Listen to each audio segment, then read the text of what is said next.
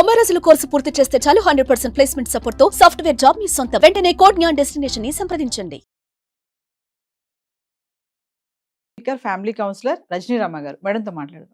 నమస్తే మ్యామ్. నమస్తే నవీన. మ్యామ్, ఈ రోజులో చూసుకుంటే 60 ఇయర్స్ 70 ఇయర్స్ 80 ఇయర్స్ పైన పడిన వాళ్ళు, అంటే పిల్లలంతా సెటిల్ అయిపోయారు, వాళ్ళకి ఇంకా మనవాళ్ళు మనవరాళ్ళు అందరూ కూడా ఒక స్టేజ్ లో ఒక దగ్గర ఉంటున్నారు. వీళ్ళు కొంచెం ఎలోన్ అయిపోతున్నారు ఆ ఏజ్ లో. అంటే వీళ్ళ దగ్గర ఎవరు ఉండరు కదా, వాళ్ళ ఉద్యోగాలు, పిల్లలు, స్కూళ్ళు, చదువులు అవన్నీ కూడా వీళ్ళు రమ్మంటే మా దగ్గర ఉండండి అంటారు, కానీ వాళ్ళు వచ్చి వీళ్ళ దగ్గర ఉండరు. కానీ వీళ్ళకి ఎంత మంది ఉన్నా కూడా భర్తకి భార్య, భార్యకి భర్త తోడు అనేది ఖచ్చితంగా అవసరం. ఎంత మంది ఉన్నా, పిల్లలు ఉన్నా, మనవలు ఉన్నా, చుట్టాలు ఉన్నా కూడా. ఎందుకంటే కొన్ని ఉంటాయి పర్సనల్ గా కూడా, అది ఎలా అన్నా తీసుకోవచ్చు మనం, వాళ్ళ అవసరమే అనుకోవచ్చు, అది రొమాన్సే అనుకోవచ్చు, ఏది అనుకున్నారు. కానీ ఇప్పుడు కొంతమంది ఏంటంటే ఆ వయసులో కూడా మాకు తోడు కావాలి ఖచ్చితంగా, మా ఆవిడ లాంటి అమ్మాయి నాకు కావాలి. అమ్మాయి అంటే ఇక్కడ మన అమ్మాయి అనుకోవడానికి ఏం లేదు, మా ఆవిడ లాంటి ప్రేమగా చూపించే అమ్మాయి నాకు కావాలంటే వాళ్ళకి మేము ఆస్తిపాస్తులు ఉన్నాయి రాసిస్తామని కూడా ముందుకు వస్తున్నారు కొంతమంది 60s లో ఉన్న వాళ్ళు, 70s లో ఉన్న వాళ్ళు కూడా. అంటే ఒక్కసారి వాళ్ళ గురించి మాట్లాడుకుందామండి. చాలా మంది బయట విమర్శ ఏంటంటే వీళ్ళకి ఇప్పుడు తోడేంటి, అవసరమా ఈ వయసులో అని కన్న బిడ్డలే అంటున్నారు వాళ్ళని. మరి అలాంటి వాళ్ళకి ఏం చెప్తారు మీరు? వీళ్ళ గురించి ఒకసారి మాట్లాడు. ఇందులో నాకు 2 సైడ్స్ నేను చెప్తానండి. ఫస్ట్ చూసుకుంటే, ఎప్పుడైతే పార్ట్నర్ చనిపోతారో అప్పుడు ముఖ్యంగా ఆడవాళ్ళు, భార్యలు చనిపోతే మగవాళ్ళు జీవించడం 1 గంట కష్టం అవుతుంది. ఇంకా సంవత్సరాలు గడపాలంటే వాళ్ళకి ఇంకా వేరే నరకం అనేది ఉండదు. ఎందుకనంటే ఇప్పుడు ప్రెజెంట్ జనరేషన్ కాదు, ఎఫెక్ట్ లేదు దీనికి. పాతకాలం చూసుకుంటే వాళ్ళు ఒక 40 సంవత్సరాలు, 50 సంవత్సరాలు, 60 సంవత్సరాలు కాపురాలు చేసిన వాళ్ళు ఉంటారు. చిన్న వయసులో పెళ్ళిళ్ళు అవుతాయి వాళ్ళకి. అబ్బాయిలకు కూడా ఆ రోజుల్లో 16కి 17కి పెళ్ళిళ్ళు అయ్యేవి.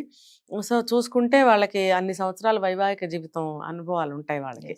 అన్ని సంవత్సరాలు కలిసి ఉన్న తర్వాత, ఇందులో మళ్ళీ నేను ఇంకొక పక్కకి తీసి ఇంకొక పాయింట్ చెప్తా.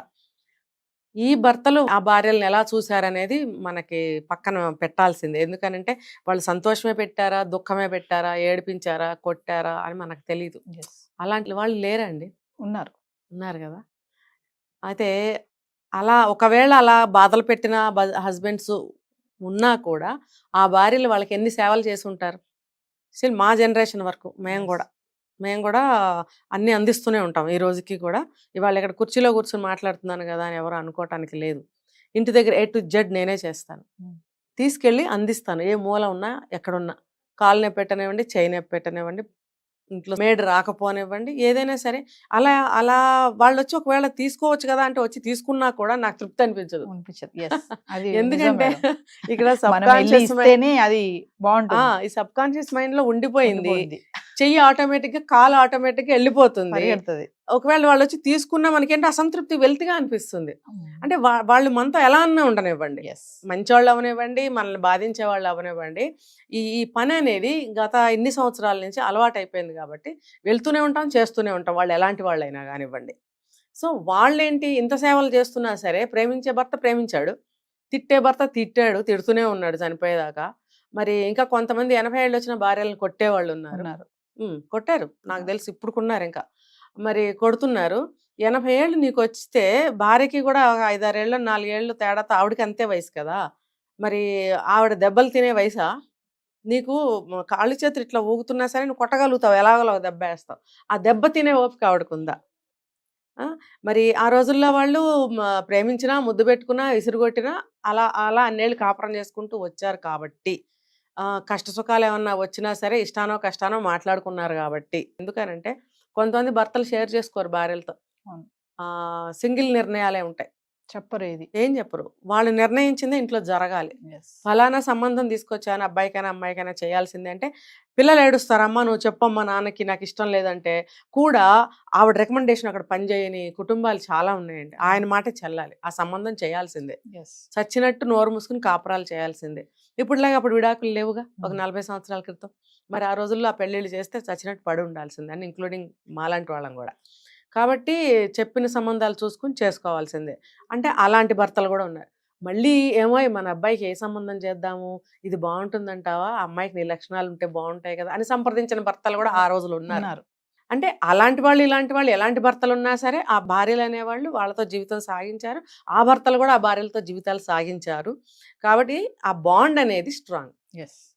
ఇప్పుడు ఏదన్నా పోనీ కొన్ని షేర్ చేసుకోకపోయినా కనీసం సేవల ద్వారానైనా ఆ బాండ్ అనేది ఉండింది. ఉంటుంది. షేర్ చేసుకున్న భర్తలు ఉన్నారనుకోండి, అప్పుడు మన భార్య పోయింది సడన్ గా, ఇంకా ఆ మనిషి బ్రతకలేడు. చాలా ఎలా కష్టం. చూసుకున్నా బ్రతకలేరు అండి. లేరు. తిట్టి కొట్టే భర్త బ్రతకలేడు, ఆ, ఆ ప్రేమగా గుండెల్లో పెట్టుకుని చూసుకున్న భర్త బ్రతకలేడు. ఎందుకంటే ఆ బాండ్ బాండింగ్. ఎస్. సో అటువంటి బాండింగ్ లో ఉన్న వాళ్ళు సడన్ గా భార్య పోతే ఉండలేరు. అటువంటి వాళ్ళని మళ్ళీ ఇటు పక్కకు వస్తాను నేను. పిల్లలు ఇద్దరు, ఆ రోజుల్లో వాళ్ళకి ఎక్కువ మంది పిల్లలే ఉంటారు, కనీసం ముగ్గురు ఉంటారు. ముగ్గురు పిల్లలు ఉన్నప్పుడు ముగ్గురు పిల్లలు కూడా ఉద్యోగరీత్యా కానీ వ్యాపారాల రీత్యా కానీ దూర ప్రాంతాల్లో ఉన్న ఊళ్ళో ఉన్న వాళ్ళ ఫ్యామిలీస్తో వాళ్ళకి సరిపోతూ వీళ్ళని చూడలేకపోతున్నారు. ఇప్పుడు ప్రజెంట్ జనరేషన్ చూసుకుంటే పిల్లలు బయటకు వెళ్తున్నారు, అబ్రాడ్కి వెళ్తున్నారు. ఇప్పుడు మా ఏజ్ వాళ్ళని చూసుకుంటే భార్యాభర్తలు మాత్రమే ఉంటున్నారు చాలా మంది. ఇప్పుడు ఈ వీళ్ళని పక్కన పెడితే మా జనరేషన్ అంటే మా తల్లిదండ్రులు అనుకోండి, మేమే అబ్రాడ్స్ వెళ్ళిపోయాము, ఇక్కడే ఉన్నాం కదా, చుట్టుపక్కలే ఉంటాము, కాకపోతే ఇంకొక ఊర్లో ఉంటాము. ఉన్నప్పుడు వాళ్ళని చూసుకోగలగాలి. లేదు వాళ్ళు కూడా సక్రమంగా వచ్చి ఉంటామంటే ఉంచుకొని చూసుకోవాలి. ఒకే ఊర్లో ఉంటుంటే కనుక అందరూ కలిసి ఒక చోట ఉండే ప్రయత్నం చేయాలి. అందరంటే ఎవరు, ఆ సింగిల్ పర్సనే కదా, ఆ ప్రయత్నం చేయాలి. వీళ్ళకి ఏంటంటే అప్పటి వరకు పిల్లలు, పెళ్లిగాని పిల్లలు అనుకోండి, పెళ్లిగాని పిల్లలు, భార్య, వచ్చేపోయే చుట్టాలు, అందరూ కళకళలాడుతూ ఉంటుంది ఇల్లు.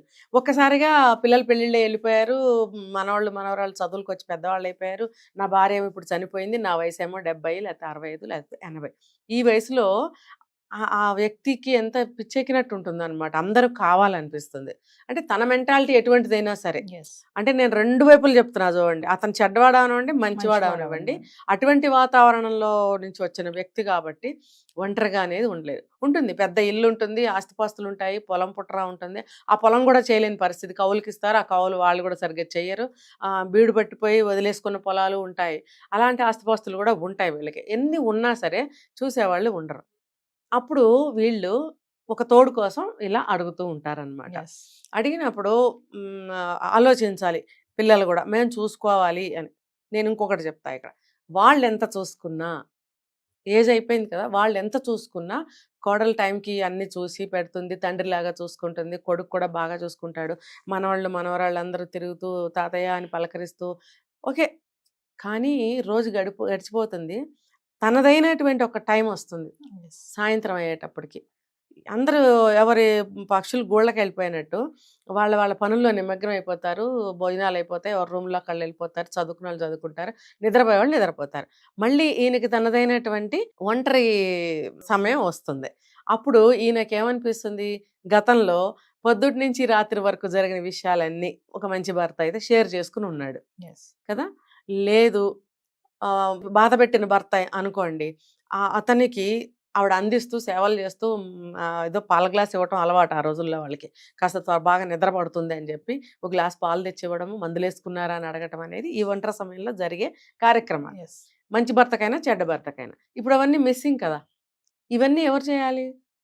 సరే అవి కూడా కొడుకు కోడలు మందులు పాలు నీళ్లు తెచ్చిస్తారు, కానీ పొద్దున్న నుంచి సాయంత్రం వరకు జరిగిన విషయాలు పంచుకోవాలంటే ఏ భార్య వస్తుంది? ఎవరు? కోడలు వచ్చి కూర్చుంటుందా, కొడుకు వచ్చి కూర్చుంటాడా, చదువుకునే మనవాళ్ళు వచ్చి కూర్చుంటారా? ఎవరు వచ్చి కూర్చోరు. అప్పుడు కావాలనిపిస్తుంది ఒక తోడు. అరే నాకు మనసు పంచుకునే ఒక వ్యక్తి కావాలి, దాన్నే ఏమంటారంటే తోడు తోడు అంటారు. మగవాడికేమో తోడు అంటారు, ఆడదానికేమో నీడ అంటారు. తోడు నీడ. తోడు అనేది ఇద్దరికి అవసరమే, ఆడదానికి ఇంకా నీడ కూడా అవసరమే. కాబట్టి ఈ అవసరం కోసం పెళ్ళి అనేది అడుగుతున్నారు వీళ్ళు. ఊరికే వచ్చేసి ఒక ఆవిడని ఇంట్లో పెట్టుకుంటే తప్పు కదా అది. కాబట్టి మాకు ఒక భార్య కావాలని అడుగుతున్నారు, అది తప్పేమీ కాదు. ఇంకోటి ఫ్యామిలీ సభ్యులు కూడా ఆ రకంగా ఆలోచించగలగాలి. ఆయనకి మనసు పంచుకోవడానికి పక్కన ఒక ఒంటరిగా పడుకోలేరు, రాత్రిపూట ఏదైనా ఇబ్బందులు వస్తాయి, దగ్గు వస్తుంది, లేకపోతే గబుక్కుని గుండెల్లో పట్టినట్టు అవుతుంది, బాత్రూమ్కి లేవాలంటే తూలు వచ్చి పడిపోవచ్చు. ఒక మనిషి పక్కనుంటే తట్టి లేపి నేను బాత్రూమ్కి వెళ్తున్నానని చెప్పాలి, చెప్తారు. ఎందుకనంటే గబుక్కనే బాత్రూంలో కాలు జారి పడిపోతే ఈవిడికి అర్థం కాదు, ఎదట్లో ఉంటుంది, లేపుతారనమాట. ఆయన వెళ్ళొచ్చే వరకు కూర్చుంటుంది, అలాగే ఆవిడ వెళ్ళొచ్చే వరకు కూడా ఆయన కూర్చుంటారు. అది ఒకరికొకళ్ళు అనమాట.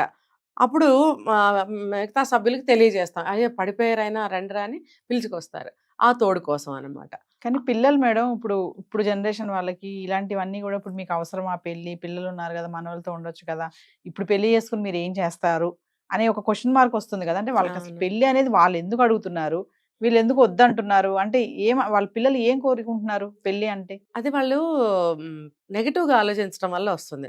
రెండోది చెప్పనా ఆస్తులు. హ్మ్. ఆస్తులు పోతాయేమోనని భయం.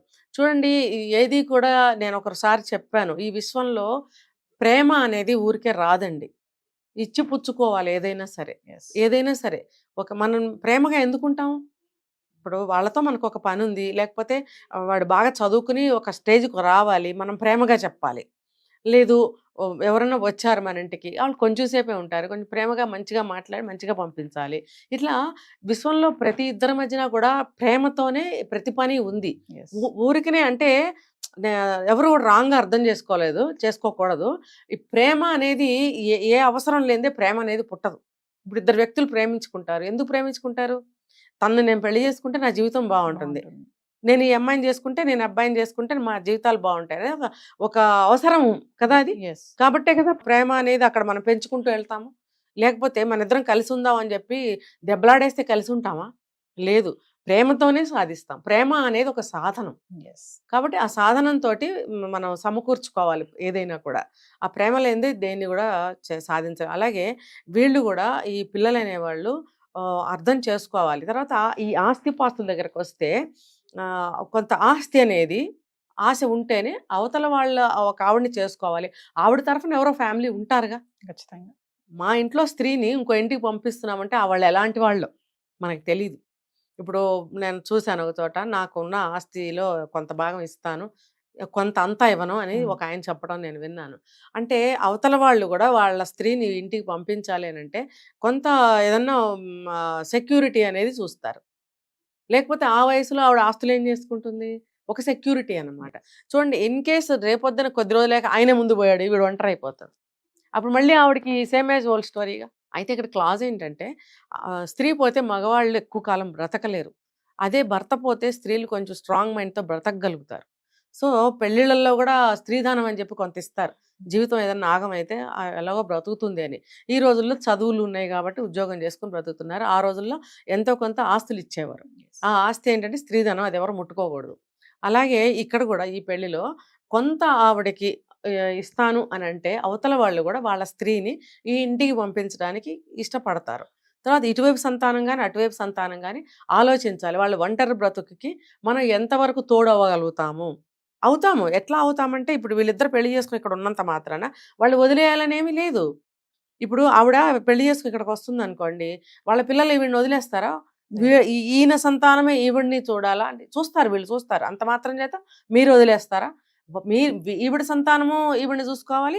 ఆయన సంతానము ఈయన్ని చూసుకోవాలి. వీలైతే ఇద్దరు సంతానాలు కలిపి వీళ్ళిద్దరిని చూసుకోవచ్చు. తల్లిదండ్రుల్లాగా చూసుకోగలిగిన సుమన్ టీవీలో మీ పర్సనల్ అండ్ బిజినెస్ ప్రమోషన్స్ కోసం కింది నెంబర్కి కాంటాక్ట్ చేయండి.